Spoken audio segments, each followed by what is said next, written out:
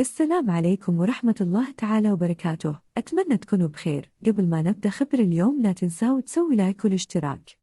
غضب عارم اجتاح مخيمات تندوف يوم الجمعة احتجاجاً على سياسة التخويف والترهيب التي قامت بها قيادة الجبهة الانفصالية مدعومة بعسكر الجزائر ضد المحتجزين، حيث عمد العشرات إلى مهاجمة مقرات الجبهة الانفصالية وحرقها. وبحسب منتدى فرساتين الذي يدعم الحكم الذاتي بالصحراء المغربية، فقد عمدت مجموعة من سكان المخيمات إلى حرق مقرات ما يسمى بالدرك الصحراوي احتجاجاً على قيام مسلحين بالاعتداء على نساء المخيمات.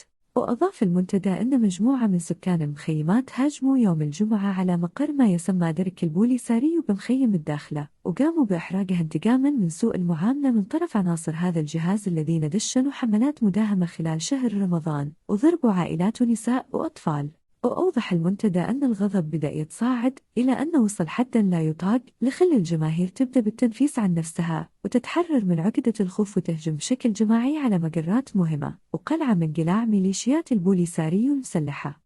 اليوم رح أشكركم على 60 اشتراك وبتخبركم من كثير فرحانة ورح استمر وحاول أقدم أحسن ما عندي، وشكراً كثير على كل شيء.